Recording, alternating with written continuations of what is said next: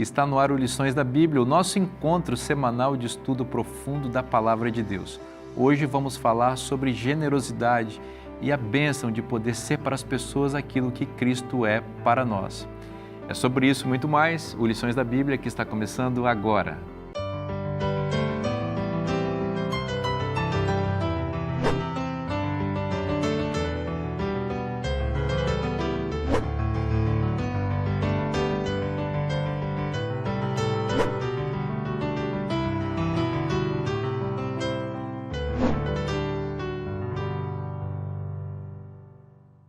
Eu já estou aqui na boa companhia dos meus amigos para continuar estudando a Palavra de Deus com você.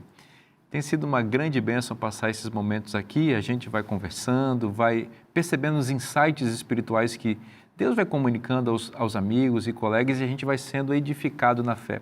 Essa é a grande bênção de estudar a Bíblia em comunidade, com amigos, com queridos, e fica aqui o nosso estímulo para que você também compartilhe aquilo que você está estudando aqui com outras pessoas. Você sabe que todos os sábados pela manhã, em uma igreja adventista próxima da sua casa, existe o Lições da Bíblia local. E você é meu convidado para ir a uma igreja adventista. Começa lá a escola sabatina às 9 horas da manhã e você vai ser muito bem recebido. Pode chegar e dizer, olha, o pastor Vinícius disse que aqui tem Lições da Bíblia, eu vim aqui para participar da classe da escola sabatina. Tenha certeza que Deus vai abençoar muito você e você vai contribuir lá com as coisas que, inclusive, você ouve aqui no programa. Tá? Então, eu estou entre amigos e, mais uma vez, vou apresentá-los a vocês. Aqui à minha direita, o pastor Elton Júnior. Seja bem-vindo, Elton.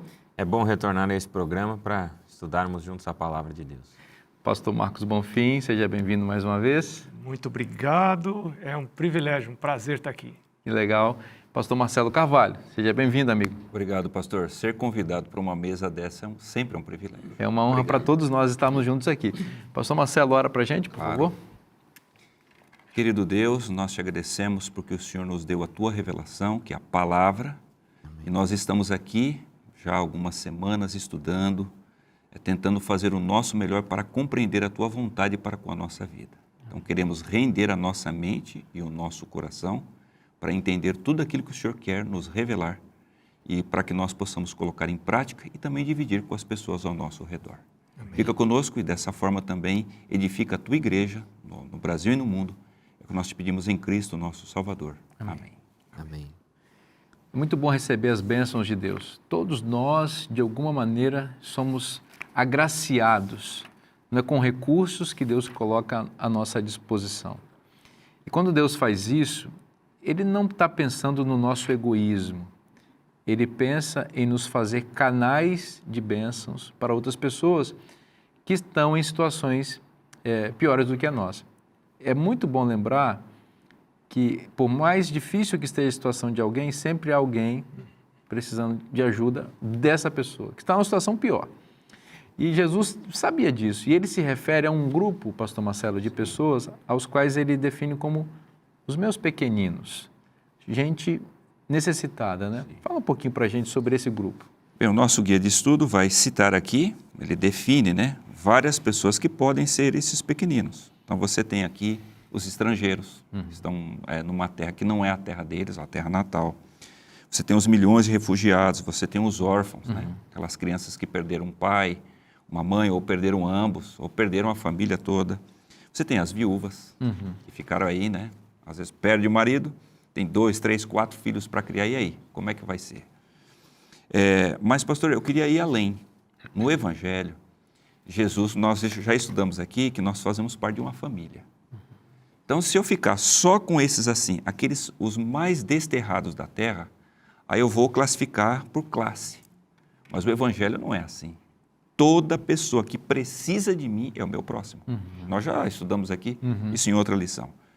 Eu tive o privilégio de ser pastor de escola e uma vez uma garota entrou à minha sala, menina linda, linda, linda. Ela morava num dos bairros mais ricos da cidade de São Paulo. E ela disse, olha, pastor, eu queria falar uma coisa para o senhor, olha só meu pulso. Já cortei aqui os 2, eu já tentei me matar pelo menos umas 2, 3 vezes. Pastor, eu não consigo encontrar sentido para a minha vida. Naquele momento, eu olhei para ela e vi quem? É o meu próximo. É um desses meus pequeninos aqui. Era uma menina rica. Rica, extremamente bonita, talentosa. Comparado ela a mim, eu acho que eu seria, se eu fosse ficar só na classe aqui, acho que eu seria um dos pequeninos, né? Mas naquele momento ela me procurou, pastor, me diga alguma coisa. Fala alguma coisa da Bíblia para mim, porque não me falta dinheiro, não me falta nada dessa vida.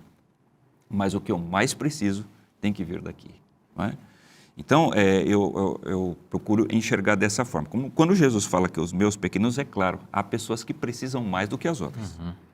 Mas quando eu estou na senda do bem, todas as pessoas que precisarem de mim, eu preciso estender a mão no objetivo de ajudá-las naquilo que elas precisam. Um vai precisar de pão, outro vai precisar de roupa, mas outro vai precisar do Evangelho. Acho que todo mundo vai precisar do Evangelho para que eu possa pregar. Talvez a gente podia resumir isso com a palavra necessitados.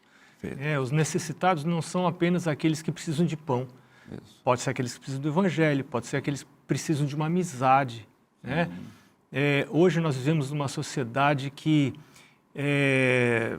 divide as pessoas por regiões. Até a gente está falando de estrangeiros aqui, na introdução do guia de estudo dessa semana, mas mesmo dentro do mesmo país, você pode ter divisões de classes de pessoas, né? De norte, de sul, de leste, de oeste, né? Desprezando uns, né? Às vezes há um mútuo desprezo. Deus nos chama para fazermos pontes. Nós somos esse meio de ligação de Jesus, mostrando o amor de Jesus, que não via classe, não tinha regionalismo, não tinha nada dessas coisas, né? Era que ia atender ao doente, ia atender ao pobre, ia atender ao necessitado. E esse é um grande desafio para nós, porque a minha tendência é recuar diante de uma pessoa mal cheirosa, diante de uma pessoa que às vezes é inconveniente, uma pessoa com uma educação muito pobre, né, que me envergonha, talvez, na frente das pessoas, eu vou recuar. E Jesus não fazia isso. Jesus era atraído. Ele falou, eu vim buscar esse tipo de gente a salvação, né? E então, eu preciso me espelhar em Jesus e abrir minha casa, né? Ele fala lá em Isaías 58, que nós vamos ver mais para frente, né? Se abrires a tua casa, se estenderes a tua mão, então brilhará a tua luz, a tua cura virá. Tem gente doente, né? E uma doença muito grave é a doença da autocomiseração, né? Quando você tem um problema, e todos nós temos problemas, eu começo a achar que eu fui o centro das atuações do inimigo de Deus, do diabo, né? Só eu estou sozinho e ele está me atacando. E a gente começa a ficar nessa... Paranoico, né? Meio paranoico. Si mesmado. A solução está em Isaías 58, que Deus fala, esse é o verdadeiro jejum, né? Ou é 56? Não, é 58 mesmo, né? Deus diz assim, você saia do seu casulo e vá lá atender aquele que precisa mais do que você. Abra o seu olho, vá atrás, veja os que estão sofrendo.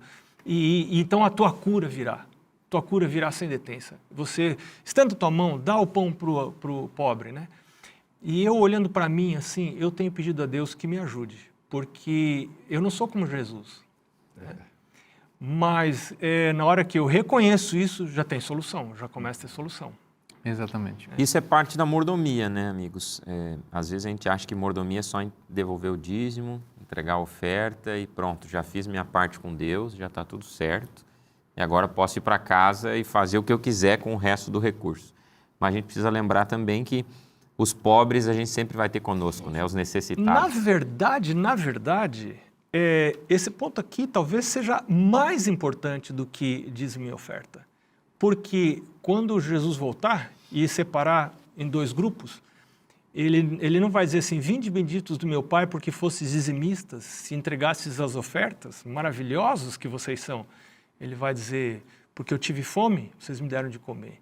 Eu estive nu, vocês me vestiram. Eu estive preso, vocês me visitaram. Eu estive doente, vocês foram lá me atender, né? Então, esse vai ser o critério que vai nos separar em dois grupos, né? E Jesus vai dizer, quando vocês fizerem isso aos meus pequeninos, vocês fizeram isso para mim. E esse é um aspecto que às vezes a gente pode correr o risco de colocar na segunda prateleira, né? Ou terceira na nossa vida espiritual e de mordomos de Deus, né? Todos nós deveríamos ter um recurso, alguma coisa destinada a ajudar o pobre, de maneira individual, né? E esse é um aspecto que às vezes a gente pode não falar tanto. E não apenas a gente relegar a ajuda ao pobre à ajuda institucional.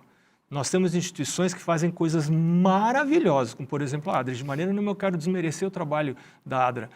Mas o trabalho que a ADRA faz não é suficiente para mim. Porque Jesus não vai dizer bem-vindo ADRA, né? É Marcos, é Elton, Marcelo, né? Vinícius. Então eu preciso, eu não posso terceirizar esse trabalho.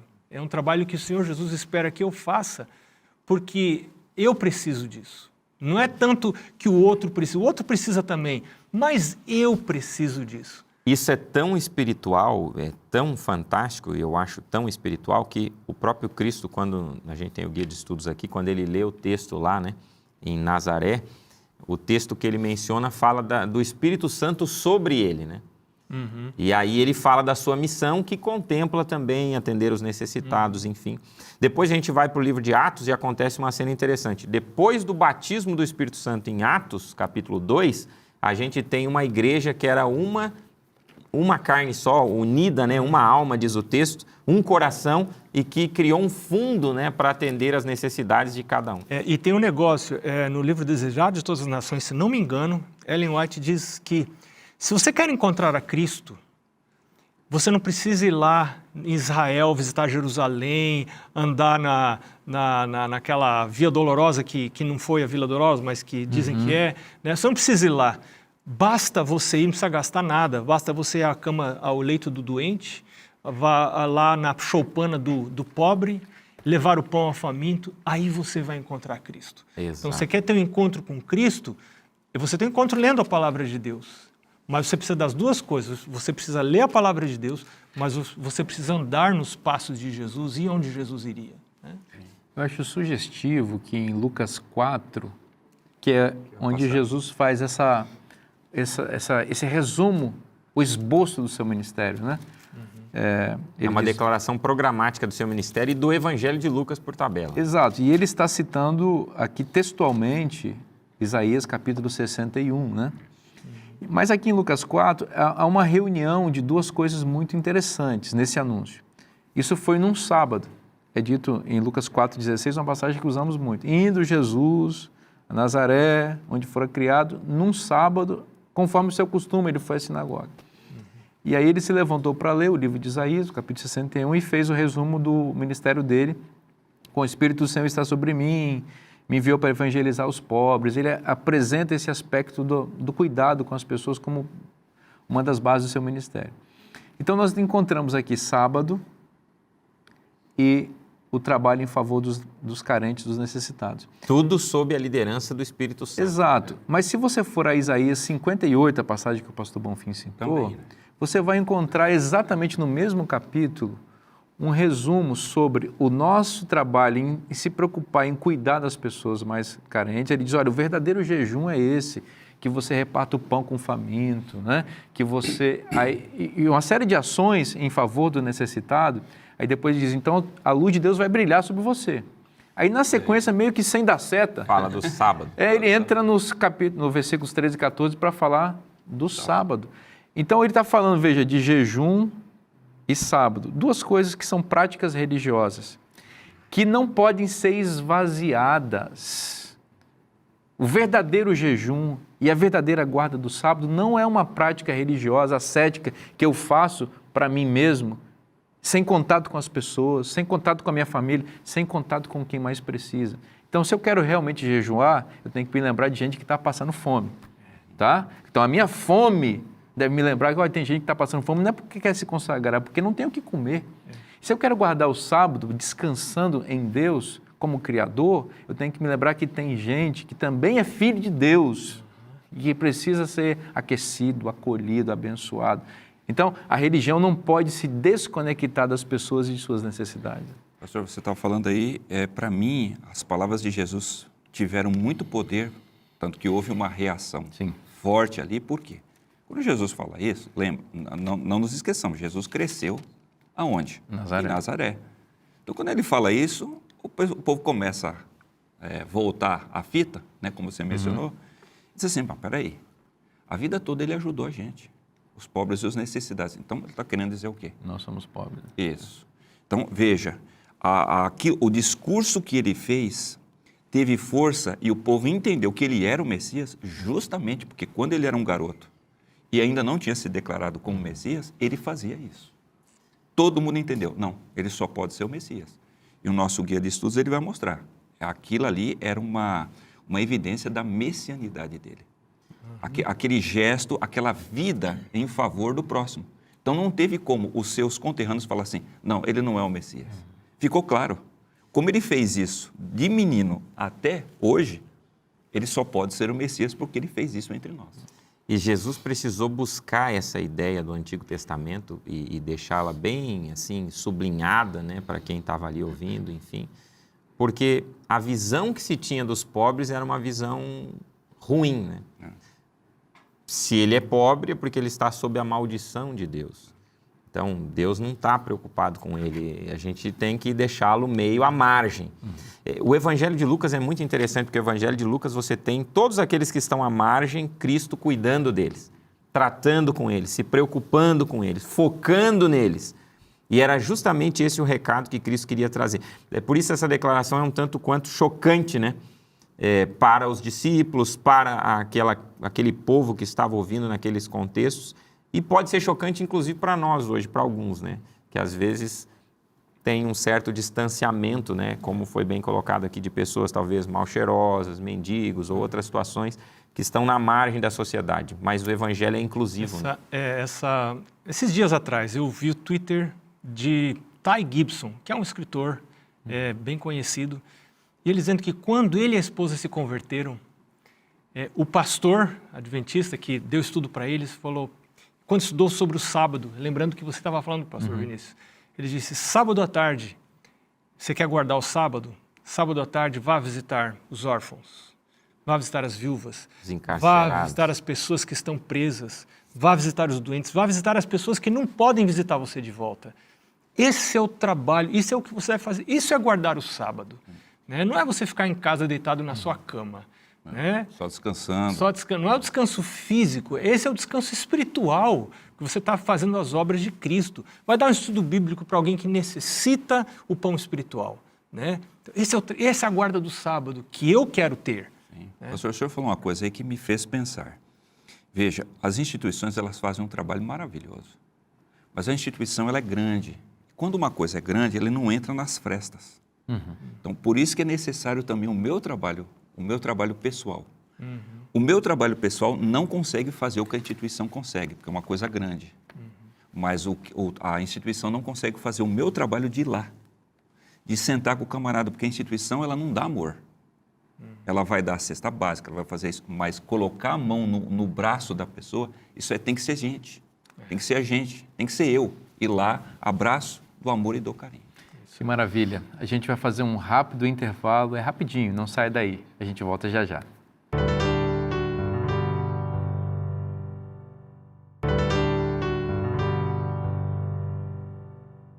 Estamos de volta com Lições da Bíblia para continuar estudando a Palavra de Deus. E eu tenho uma lembrança para fazer para você. Você sabe que a gente está no mês de lançamento de uma revista especial, A Cura do Pecado, essa revista que fala sobre a origem do problema do pecado e apresenta a solução para esse problema. É muito importante que você tenha esse material, você já sabe, esse é um oferecimento dos Anjos da Esperança, sem custo nenhum para você. Se você deseja receber essa revista que vai explanar a doutrina da entrada do pecado na Terra e apresentar a solução para ele, é só você mandar um WhatsApp que está aparecendo na sua tela, fazer um pequeno cadastro, e nós vamos mandar para sua casa sem custo nenhum essa revista especial. Se você não fez seu pedido, é hora de você fazer, printa a tela se você não quer perder o programa agora, para depois você ter os dados certinhos aí do WhatsApp, né? E depois envia, que a gente vai mandar para você esse presente especial oferecido pelos Anjos da Esperança. Nós vamos voltar ao nosso estudo aqui. A gente está conversando sobre a bondade, a generosidade, a importância que a gente tem de refletir o caráter amoroso de Cristo em ajudar outras pessoas com os recursos que Ele colocou na nossa mão.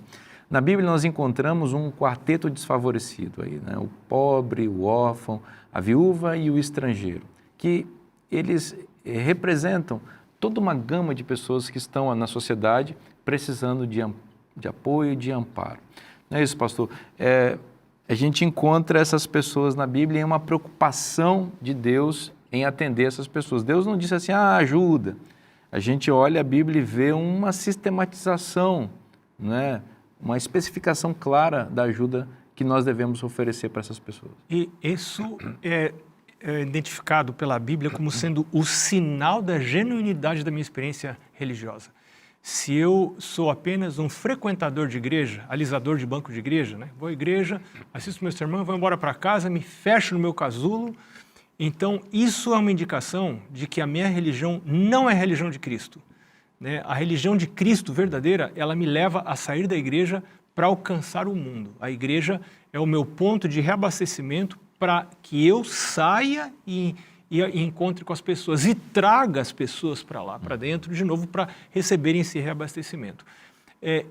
Essa é uma coisa que o Senhor espera de nós, e como nós vimos no bloco anterior, vai ser o critério pelo qual o Senhor vai separar os bodes das ovelhas, lá nos últimos dias. Uma coisa muito interessante aconteceu na Ucrânia agora, recentemente, durante a guerra da Ucrânia.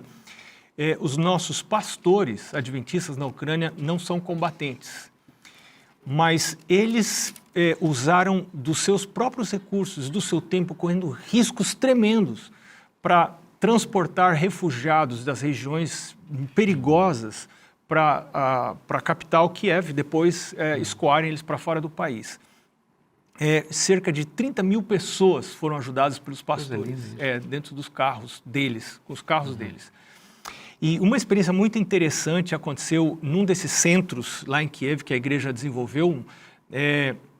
Estava um senhor que veio com a sua família, veio trazer a sua família porque ele queria mandar, os homens não podiam sair porque eram combatentes, mas eles queriam mandar a família embora, né? Uma região não tinha mais risco. Esse homem ficou umas 8 horas nesse centro, ali onde ficavam os refugiados, e um pouquinho antes de sair ele chamou um pastor e disse assim: eu desmerecia o trabalho de vocês, eu achava que vocês eram preguiçosos e vocês eram covardes, por isso vocês não queriam participar da guerra. Mas agora eu percebo que o trabalho de vocês é mais arriscado do que o trabalho dos soldados na frente de batalha. E eu agora tenho vocês em muito alta conta. Eu vou deixar aqui com vocês o meu cartão. Ele era um alto oficial do exército ucraniano, que estava tentando tirar a sua família do país, né? E você veja, esse trabalho falou para esse homem coisas que a pregação desses pastores não conseguiu falar, né? E então a gente vê que o Senhor tem diversas maneiras de alcançar pessoas. Esta obra de misericórdia, não apenas pela obra de misericórdia, mas para levar Jesus às pessoas. Isso é muito importante, né? Não apenas uma obra social, mas a obra social mesclada com a obra espiritual. É isso, eu vou trazer o pão físico, mas eu vou trazer o pão da vida também. É muito bom, né, pastor Elton, não dividir as coisas, né, como o pastor Bonfim colocou, né? Eu vou ajudar só a pessoa no aspecto social, vou dar comida, e não vou pregar o evangelho para ela porque eu não quero, influenciar a pessoa. Ou então, o outro lado, vou só pregar o evangelho e as outras instituições que cuidem. Jesus é uma mostra da união desses dois fatores, né? Eu penso que a gente precisa ter uma coisa bem clara, né? Nós não devemos embarcar na ideia que alguns embarcaram, e isso ficou conhecido como teologia da libertação, né? Que é uma ênfase mais social, mais humanista da vida cristã e espiritual. Essas ajudas, essas atividades que nós realizamos para abençoar a vida das outras pessoas, elas têm 2 propósitos bíblicos, e no Espírito de Profecia a gente encontra essa ideia também, né? Nos textos inspirados de Ellen White. Primeiro, é a questão de eu me transformar à imagem e semelhança do caráter de Deus. A gente viu em outras lições que quando a gente devolve o dízimo e entrega a oferta, Deus está me assemelhando à natureza do reino dele, que é dar, é tirar de mim o egoísmo, tirar de mim essa ganância, essa avareza, essas coisas ruins que estão no nosso coração pecaminoso. Mas, em segundo lugar também, é abrir a porta do coração. É uma cunha de entrada para que a gente possa, de fato, levar aquilo que é a essência da vida espiritual, que é a salvação. Eu fico pensando, de que adianta a gente dar um pão para um faminto, ajudar a vestir o nu, mas não entregar para ele o evangelho? Vai ter uma resolução temporal. Ele vai conseguir se alimentar naquele momento, vai conseguir se aquecer, mas o mais importante não é o que acontece naquele momento. O mais importante é o destino eterno daquela pessoa. Então, esse é o sentido que a gente precisa entender das palavras de Cristo e do ministério da obra de Cristo aqui nessa terra. Jamais a gente pode pensar que a igreja é uma ONG, né? Ou uma atividade que vai apenas se preocupar com essa questão social, porque esse não é o foco, o nosso foco não é nessa vida apenas, e esses atendimentos eles são apenas circunstanciais. Enquanto o pastor falava, eu lembrei de um texto de Tiago 1,27, que diz uma coisa interessante. Ele diz assim: a religião pura e sem mácula para com nosso Deus e Pai é esta: visitar os órfãos, as viúvas nas suas tribulações, e a si mesmo guardar-se incontaminado do mundo. Que coisa interessante, né? Depois, no capítulo 2, Tiago vai falar de novo, né? Olha, o que adianta alguém bate lá na igreja e diz assim: eu estou passando fome, eu estou precisando de roupa e tudo mais, e você diz assim: não, fica tranquilo, Deus vai cuidar de você. Eu estou vendo aqui, você falando, me lembrei de Isaías 58, verso 7, começa no verso 6, ele pergunta: porventura não é esse o jejum que escolhi? Aí no verso 7, porventura não é também que repartas o teu pão com o faminto e recolhas em casa os pobres e desabrigados, e se vires o nu, o cubras, e etc., então a tua cura brotará sem detência, etc. Mas o foco aqui é: recebas em tua casa o pobre e o necessitado. Hoje nós vivemos numa sociedade extremamente violenta, com pessoas que podem se fingir de pobres para ter outros tipos de benefícios, né? E então, será que a gente deve simplesmente abrir a casa ou vamos fechar a casa porque nós estamos correndo risco? E eu tenho pensado assim: será que Cristo não correu risco quando ele desceu para cá, né? Desceu a esse mundo, ele largou o céu, a segurança do céu. Ele tinha coisas mais sublimes em vista do que apenas cuidar da sua própria segurança, né?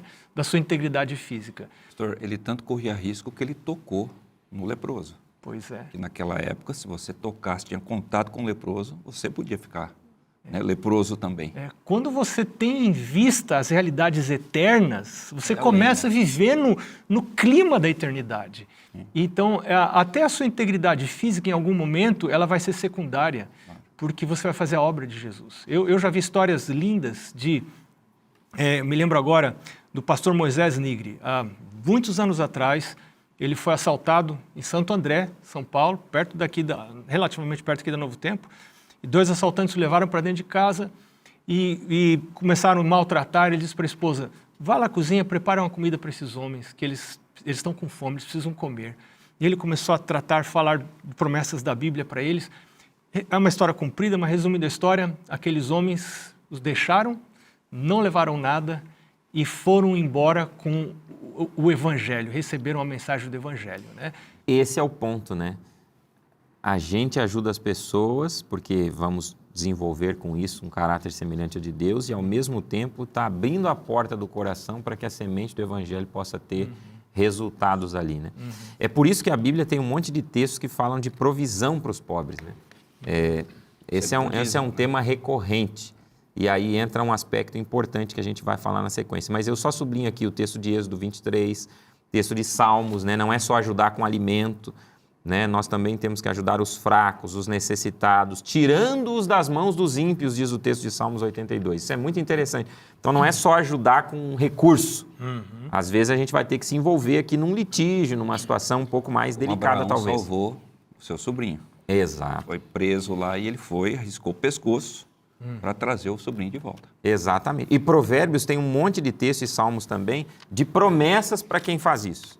Então, se a gente fizer o que Deus está pedindo, a gente ainda vai ser recompensado por isso. Isso é maravilhoso. E aí entra o segundo dízimo, né, pastor? Essa questão do segundo dízimo é muito interessante, muito mal interpretada e entendida hoje, né? Porque existem pessoas que leem a palavra dízimo na Bíblia e confundem. Você vê, tem um dízimo que era o dízimo pré-levítico, aconteceu durante a existência de Israel como um povo, e ele é vigente, inclusive, até agora, que é esse dízimo que é identificado como dízimo levítico, que é para sustento do ministério, uso exclusivo para isso. Mas você encontra um outro dízimo na Bíblia, que é um dízimo que você podia pegar, você podia usar para suas despesas de viagem, chegava lá no templo, você comprava comida que o seu coração desejava, e levava todos os seus filhos, sua família, e aí lá no templo você chamava o pobre, a viúva, o órfão, o necessitado e o levita também, e dizia, ó, vem aqui comer comigo. Né? E durante essa comida, por que o levita estava junto? Porque o levita, era esperado pelo menos que o levita falasse das coisas de Deus. Então você via o componente de evangelismo, você tinha... Casamento, né? Você tinha o evangelismo, que era o levita que ia falar para o pobre, para o necessitado, para o estrangeiro, você tinha o estrangeiro que estavam precisando, e você tinha os seus filhos ali que estavam ouvindo o levita, estavam vendo você chamar o pobre, o necessitado, estavam aprendendo a importância disso. O que Deus queria ensinar com isso? Deus queria dizer, meu filho, minha filha, você precisa ter regularmente um dinheirinho guardado para você, uma porcentagem, quem sabe, da sua renda, para você guardar, você atender esse tipo de necessidade, além do seu dízimo e da sua oferta. Né? E parece, a gente, puxa, mas é muita coisa, e você vai ver como eles eram prósperos, né? Porque quando você resolve servir o reino de Deus e fazer o que Jesus faz, Jesus toma conta do seu sustento. Aliás, essa era uma das razões pelas quais eles tinham êxito financeiro. Né? Agora, nós não ensinamos, né? Nós não ensinamos que a pessoa deve separar 10%, né? Porque há indicações claras na Bíblia que que nós chamamos de segundo dízimo, ficou circunscrito ao povo de Israel, porque ele não aparece antes do povo de Israel, como outro dízimo aparece, e ele também não aparece depois. Né? Então, mas o princípio eu acho que é um princípio interessante, nós não erramos em adotar esse princípio. Agora veja a importância do tema de todo o trimestre, que a gente está aqui batendo na tecla da questão dos recursos financeiros, da administração eficaz da vida, né? De colocar Deus em primeiro lugar e isso ser expresso por meio de onde eu vou colocar o meu tesouro, porque ali vai estar o meu coração. Enfim, a administração de dinheiro e de bens materiais, a importância disso. Porque se nós temos recursos, porque administramos corretamente, nós vamos ter condição de ajudar as pessoas que precisam. Veja, eu não quero ser uma caneta que na hora que eu preciso escrever com ela, ela não tem tinta. Isso significa o que na prática de uma pessoa carente? Olha, pastor Vinícius, eu estou passando fome. Eu estou precisando de uma ajuda. Eu estou precisando que você me auxilie aqui, tem um menino aqui precisando de um apoio. Eu não quero ser a pessoa que vai dizer, infelizmente eu não economizei o suficiente, então eu não tenho para te oferecer.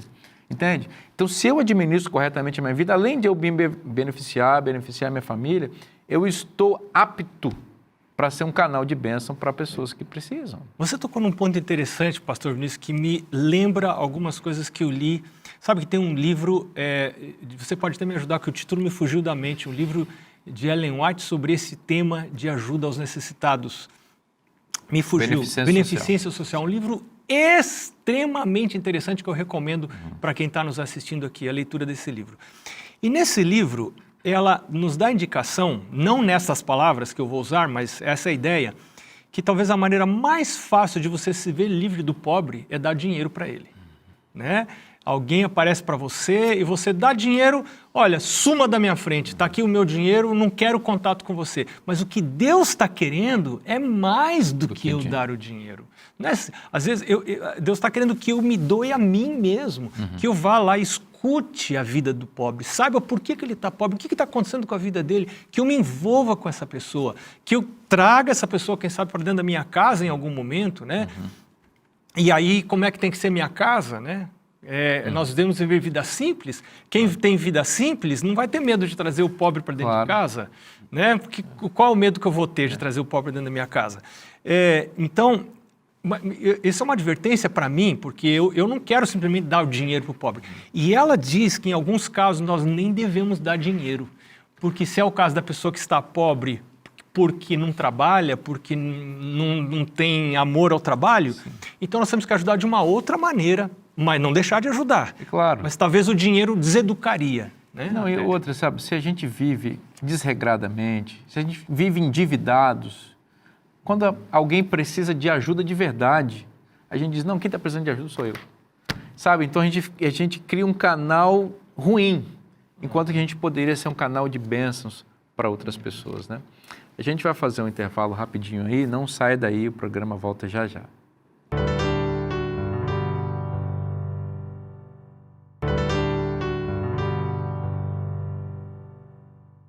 Estamos de volta para continuar estudando a Bíblia. Estudar a Bíblia com um bom comentário é muito legal. Melhor ainda quando se trata de um comentário inspirado.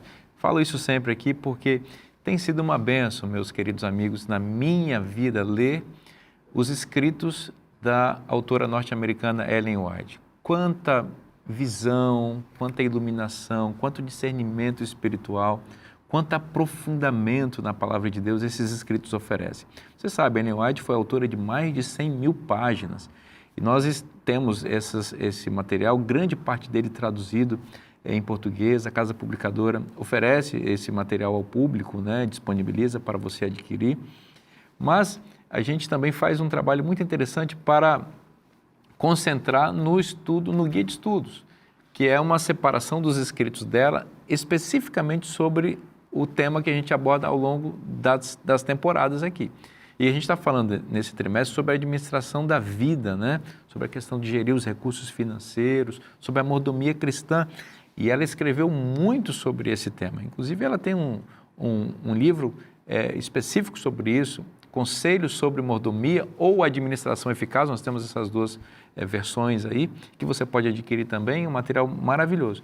Mas esse aqui é específico desse tema sobre a lição. Olha, vai ajudar muito você, tá? Então, se você deseja adquirir, você já sabe, é só acessar cpb.com.br. A gente vai voltar a conversar sobre essa questão da generosidade e da preocupação de Deus com o pobre. Essa preocupação, no entanto, ela é bem diferente da preocupação que prevalece na maior parte da sociedade. Não é isso, pastor Marcelo? Parece que tem uma ideia aí que permeia a sociedade perigosa, que influenciou. E as ideias têm consequências, né? Sim. O nosso guia de estudo vai mencionar aqui na parte de segunda-feira o darwinismo social. O darwinismo é aquele negócio, né? As espécies, elas estão aí vivendo e só deve sobreviver o mais forte, o mais apto, aquele que tem mais condições para manter a sua sobrevivência. Os outros que se virem, né? Em geral, chegarão à morte. E houveram pessoas que quiseram trazer essa ideia para o tecido social. Então é o seguinte, para que nós vamos ajudar o pobre, o cego, o nu, o aleijado? Eles só enfraquecem a humanidade. Então vamos deixá-los aí cada vez mais à beira do caminho, porque assim eles morrem logo. E assim aqueles que estão, eles vão ficar o quê? Cada vez mais fortes. Só que, amigo, toda vez que eu vejo isso aqui, eu me lembro, por exemplo, de uma prima minha. Ela teve um menino, e esse menino, assim, toda mãe deseja que o filho vai crescendo, se desenvolva, vá para a escola. Um dia cresce, vou me casar, mãe, eu vou te dar netos. Ela nunca teve isso. O menino não desenvolveu ali a sua coordenação motora, e ela logo percebeu. Só que ela não deixou de ser mãe, não deixou de amar o filho. O menino chegou a 24 anos de idade. E eu tive assim, fui lá, ungi o menino, né, pedi que Deus fizesse o melhor por ele e tal. E chegou o dia que ele faleceu. Então, assim, eu tive o privilégio de dizer assim, olha, você é um exemplo para mim. Você é assim, uma prima que eu tenho na mais elevada conta. Eu acho que é a forma como Deus me olha. Deus não olhou para o Marcelo e falou assim, olha, filho, você vai me dar tanto trabalho, você vai me levar para a cruz. Então, nem vou te criar. Não, Deus pensou o contrário. Eu vou criar você e vou assumir a sua culpa, tá certo? Mesmo essa culpa me levando à cruz. Essa visão que eu tenho que ter para os desvalidos da sociedade. Não é? Porque quando eu começo a pensar, não, vamos deixar só os melhores, onde isso vai parar? No genocídio que aconteceu no século XIX, século XX, e está acontecendo no século XXI. Eu vou eliminar aqueles que são os mais fracos. Não é? Esse negócio do darwinismo, né, ele cria justamente o contrário do que é o plano de Deus. Né? O darwinismo cria competitividade, né? Mas o plano de Deus é cooperação, ou cooperatividade, eu não sei qual palavra seria a mais adequada aqui. Nós somos parte de uma mesma família, né? Se tem pobre, se é órfão, se é viúva, se é necessitado, se é estrangeiro, no fim das contas, ele é meu irmão, porque ele também é filho de Deus. Além disso, isso favorece a práticas escusas, porque assim, é a sobrevivência do mais forte. Isso é o darwinismo, né? Quando você aplica para a sociedade, darwinismo social, é assim, o mais forte sobrevive independentemente do que ele faça. Se ele vai ser agressivo com você, se ele vai ser violento, Não tem moralidade. se ele vai ser ladrão, não tem moral nenhuma aí. Padrão zero. É a força que prevalece, não a força moral, nada disso. Então, esse tipo de pensamento aplicado à sociedade é um problema gravíssimo. E como você estava dizendo, Elton, isso é completamente oposto ao plano de Deus, que puxa para a cooperação. E nós, como já vimos nos outros blocos, Isaías 58, Deus fala assim, meu filho, e Jesus disse também, os pobres vocês sempre vão ter com vocês. Isaías 58 mostra por quê. Porque a minha cura só vai brotar quando eu pensar na cura do outro. Pastor, enquanto você estava falando, estava me lembrando aqui do jovem rico. A prova de discipulado para ele foi justamente essa. Então, não, eu já faço tudo, eu guardo todos os mandamentos. É um cara nota 10, né? Como que eu gostaria de ser? Perfeito, não fazia Porque nada errado, guardava sábado. Só falta uma coisa. Mas a coisa que Jesus pediu para ele, olha, vai, reparte. Esse repartir não é assim, ó, vou dar tudo e não vai ficar nada para mim. Se é repartir, eu tenho que administrar. Essa é a ideia de Cristo, né? Você vai ser um administrador. Você já provou que tem condições de trabalhar com dinheiro. Então, vai reparte, administra o dinheiro que você tem para ser uma bênção para o mundo todo, inclusive para você. Seja uma bênção assim, mas ele não queria fazer isso. Né? Por isso, ele não se tornou discípulo de Cristo. E assim, não que Jesus quisesse que ele fosse pobre, porque Jesus poderia facilmente devolver tudo para ele, como devolveu para Jó, né? Jó perdeu tudo e o Senhor deu em dobro para ele. E Jesus disse, dá tudo. A gente não sabe o que ia acontecer depois. Essa história é muito interessante porque, primeiro, é o jovem rico que chega para Cristo e faz uma pergunta. O que eu vou fazer de bom para herdar a vida eterna? Bom, para herdar, basta eu ser herdeiro. Eu não preciso fazer nada. O que eu vou fazer de bom? Uma boa coisa que eu devo fazer. Essa é a primeira coisa que me impressiona. Aí Jesus responde para ele não se sente ainda apto. Ele diz assim, não, Senhor, tudo isso aí que o Senhor falou dos mandamentos eu já faço, mas ainda eu sinto que falta alguma coisa. E aí Jesus então diz para ele, bom, se tu sente isso, então eu vou te dizer, vai, vende tudo, dá aos pobres. Havia uma ideia judaica naquele contexto que era o seguinte, você pode ganhar o reino do céu fazendo uma boa obra. E Jesus disse assim, bom, se tu acredita assim, então eu vou te dizer, vai, vende tudo e dá aos pobres, e aí sim você vai estar fazendo exatamente o que a sua ideia, né, o que você imagina. Isso é muito interessante. E aí ele sai triste, né? A gente conhece bem a história, ele não faz isso. Essa palavra perfeito aí, no grego, ela tem uma ideia que às vezes a gente pode não pensar muito bem sobre ela. E Jesus disse, se você quer ser perfeito, exatamente. Para o jovem rico, vai, vende seus bens e distribui para os pobres. Exatamente. A primeira vez que ela aparece no texto bíblico, nós temos o Antigo Testamento, foi traduzido para o grego aí, a partir do 3º século antes de Cristo. Você tem essa palavra lá em Gênesis 6, versículo 9, se aplicando a Noé, que a gente estudou lições atrás aqui. Isso é muito interessante. Ela tem que ver com integridade, né? Ela tem que ver com lealdade total. Essa é a ideia no Antigo Testamento para essa palavra. Então, perfeito não quer dizer que ele entregasse tudo para os pobres, que agora ele estava 100% e não precisava fazer mais nada e já estava garantido no reino do céu. Não é essa a ideia. Isso é muito interessante. Exatamente. Distribua seus bens. E aí, será que pobres. Deus sempre pede para a gente dar tudo para o pobre? Tudo. Todo mundo agora volta para casa. Assim, né? Todo mundo volta para casa, agora tem que vender tudo. Vende sua casa, seu carro, suas roupas. Jesus falou tudo para ele. Jesus não falou algumas coisas. Vende tudo que você tem e dá para os pobres. Será que esse é um chamado para todos nós? É claro que não. Eu acho que não, que o caso específico desse rapaz também tinha que ver com idolatria, né? Os bens dele eram o ídolo dele, eram tudo para ele. Jesus falou, só falta uma coisa para você. Você está guardando todos os mandamentos, mas falta um. E aqui tem não terás outros deuses diante de mim. E aí tem a ver com o que o Tiago falou. Se você cumpre 9 mandamentos, mas quebra um, você se torna culpado de todos. Ele falou, não, Senhor, eu já guardo todos esses mandamentos aí. Jesus fez uma lista dos 10 mandamentos. Não, você já faz desde que eu sou criança. Então falta umzinho só para você. Só que tem um Que está grande... condenando você em todos os outros. Exato. Tem um grande contrassenso nessa história também que me chama muita atenção. Porque Jesus pega e fala da segunda tábua da lei. Ama o teu próximo, não adulterarás, não furtarás, não cobiçarás. Vai falando dos mandamentos da segunda tábua da lei. Para que existem esses mandamentos? Para amar o próximo. E ele diz assim, eu faço isso. E aí Jesus diz assim, tu faz mesmo? Então vamos fazer o seguinte, vamos testar aqui, vamos botar bem na balança se tu faz. Vende, dá aos pobres, que daí tu vai demonstrar claramente que tu cumpre os mandamentos. Na verdade, ele achava que cumpria, ele cumpria talvez a letra, né? Mas não a essência e o princípio. E tem uma outra coisa, o chamado para esse rapaz, na pergunta que o pastor Bonfim fez, era um chamado para ser um discípulo itinerante com Cristo. Era um chamado para seguir Jesus. Jesus não fez esse chamado para todas as pessoas. Veja bem, se ele tivesse apegado aos bens materiais, ele não teria condição de seguir a Cristo. Lembra que Pedro se tornou um discípulo itinerante, o que ele fez com as redes? Ele abandonou a pesca, eles tinham uma empresa de pesqueira próspera, ele abandonou tudo para seguir a Cristo. E esse rapaz não quis fazer isso. E agora, na própria lição dessa semana, a gente vê um outro caso, né? Que se contrapõe a esse. O Zaqueu. O Zaqueu, Jesus não pediu para ele dar nada. Interessante, né? Ele assim, Zaqueu, desce depressa que eu vou entrar na tua casa. Jesus entra na casa, não pede nada para ele, mas o que Zaqueu... Ele se adianta. Voluntariamente se adianta. E quanto que ele dá? Tudo? Não, ele não dá tudo.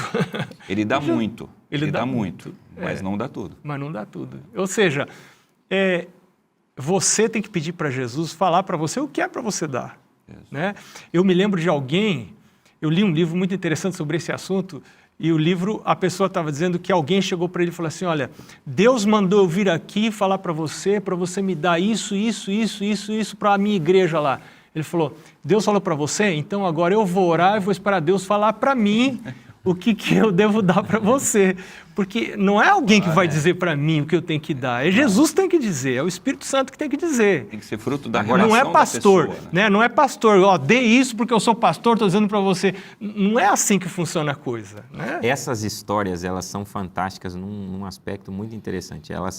Para mim, elas ensinam uma lição muito, muito preciosa, né?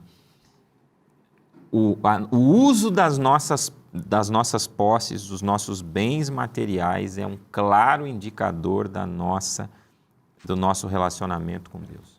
É um indicador claro. Não tem como eu fazer um uso das posses desassociado com a vontade de Deus e ainda achar que tem um bom relacionamento com Deus. Essas coisas não vão andar juntas. E aí você vê ali, Jesus falou, João 15, né? Eu sou a videira verdadeira. Qual é a videira falsa? A gente reluta em chegar à conclusão, mas para o israelita, a videira falsa era o judaísmo. Para mim, a videira falsa, me entenda bem, né? Nós cremos que a igreja é uma instituição de Deus, mas a igreja não tem a função de salvar. Quando eu olho para a minha filiação para com a igreja como um meio de salvação, a igreja se tornou uma videira falsa.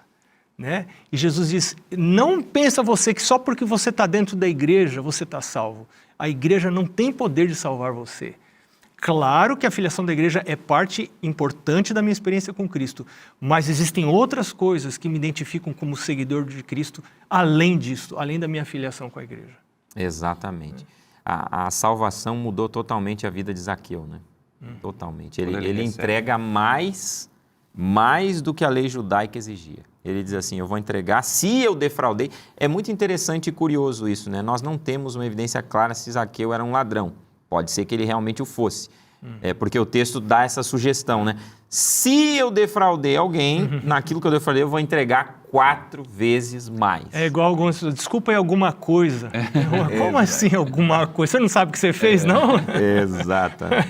Pastor, agora o que eu acho interessante, porque a lição ela vai crescendo, né? Então você tem um indivíduo que Jesus, então vai lá, dá tudo, e ele não dá. Depois você tem o Zaqueu, que ele vai, né? Jesus vai à casa dele e na presença de Cristo ele fica tão feliz com Cristo entrando na casa, Jesus condescendendo com ele, que ele entrega. Agora Jó, Deus não chegou e não pediu, Jesus não foi na casa dele, mas a Bíblia diz que ele ia atrás das pessoas para saber quem que está precisando. Que coisa impressionante. Você vê, ele era aquele camarada, como a gente diz no jargão popular, né? Ele era da prateleira de cima. Por isso que Deus, quando o diabo chega, fala, você viu o meu servo Jó? Não um camarada nada. Justo, íntegro, aquilo que você citou agora há pouco, justo, íntegro. Aí o diabo, ele é tão covarde que ele fala o quê? Mas é claro, o senhor encheu a mão dele de dinheiro. Agora, eu quero ver se ele não tivesse tudo isso, que foi o que você falou. Quero ver se ele não tivesse dinheiro, se ele seria fiel para o Senhor. Quer dizer, é aquela acusação lá da eternidade que o diabo falou. Não, todo mundo se serve aqui, porque o Senhor fez todo mundo perfeito. Sim. Né? Aí, Tem razões para isso. Né? Então, tá bom. Então, você tira tudo dele, só não tira a vida. Olha só a qualidade de indivíduo que Jó era. Ele escolheu ser assim. Sabe qual? Seja assim com a gente. Né? Para mim, o resumo de tudo aqui é que o coração da gente é enganoso. A gente às vezes acha que está bem espiritualmente. Olha, eu vou à igreja, devolvo até meu dízimo, está tudo certo comigo, vou para o céu, hein? Estou garantido lá. Mas o coração às vezes engana. Às vezes a gente não está bem. Você quer ter um parâmetro legal para você saber como é que você está? Como é que está seu olhar para as pessoas mais desfavorecidas? Você tem se preocupado com elas? Ou você tem vivido só para você mesmo? Nessa bolha individualista em que você olha só para si mesmo, olhando para a vida como se ela fosse um espelho multilateral e você só vê a si mesmo. Está na hora de você olhar para além de suas próprias necessidades e enxergar Cristo nas outras pessoas. Cristo no faminto, Cristo no pobre, Cristo no nu, Cristo em quem precisa. Esse chamado divino está na Bíblia. E se está na Bíblia, é bom para você. Eu te espero na próxima semana. Que Deus abençoe muito você. Um forte abraço e até lá.